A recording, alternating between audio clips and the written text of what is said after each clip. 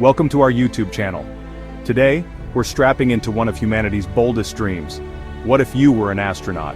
Not just watching rocket launches or space movies, but actually living the reality of zero gravity, spacewalks, and seeing Earth from 400 kilometers above. This isn't sci-fi, it's real science, real danger, and real wonder. Your journey would start with years of rigorous preparation. NASA receives over 12,000 astronaut applications for just a dozen spots. You'd need degrees in science or engineering, pass psychological and physical endurance tests, survive underwater simulations, and even train in zero-gravity aircraft, nicknamed the Vomit Comet. Not for the faint of stomach. Once selected, you'd train inside mock-ups of the International Space Station, ISS, inside giant swimming pools called neutral buoyancy labs. You'd learn Russian, how to operate robotic arms, and how to manually land a space capsule if computers failed. Because in space, redundancy equals survival. Suiting up is like climbing into your own mini spaceship. Your EVA suit costs $12 million, weighs over 300 pounds on Earth, and has 14 layers of material, including Kevlar and Mylar. It carries oxygen, removes CO2, regulates temperature, and even has a diaper because, well, bathroom breaks are complicated in orbit. The moment of launch is unlike anything on Earth. As the rocket engines ignite, you're crushed back in your seat under 3 to 5 Gs of force. Your body feels like it weighs 500 kilograms, the vibrations are deafening. Then, suddenly, silence. Microgravity, you're officially in space. Inside the ISS, gravity doesn't exist, so everything floats. You don't walk, you push off walls with your fingertips. Your muscles and bones begin to weaken after just days. That's why astronauts work out 2 hours a day, using treadmills with harnesses, stationary bikes, and space-age resistance machines. You'd orbit Earth every 90 minutes, meaning 16 sunrises and sunsets every day. Astronauts adjust their circadian rhythms with strict sleep schedules, light therapy, and even melatonin supplements. Without careful planning, your body gets lost in time. Literally. Eating in space is weird. You can't use salt and pepper shakers, they float. Water comes in pouches with straws. Most meals are rehydrated with hot water. Crumbs are banned because they can clog filters and damage instruments. NASA loves tortillas instead of bread because they're less messy. Your face puffs up, legs shrink, blood shifts upward, giving you a permanent space headache. One astronaut said it felt like standing on your head for days. Microgravity redistributes body fluids, which is why astronauts have moon faces and skinny bird legs. Now let's talk hygiene. No showers, no running water. You'd wipe down with rinseless wipes and no rinse shampoo. Sweat floats, odors linger, and everything, yes, everything is managed using vacuum suction.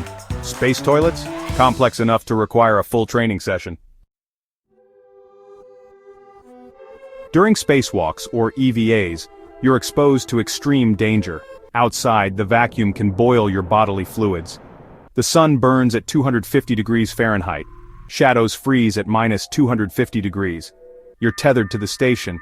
But if that line snaps, you drift into eternity, slowly, silently, helplessly. Even communication has a delay, up to 20 minutes when you're far from Earth, like on Mars missions. Every decision must be precise, every movement choreographed. You don't get second chances. Astronauts even rehearse how to respond to their own deaths in space.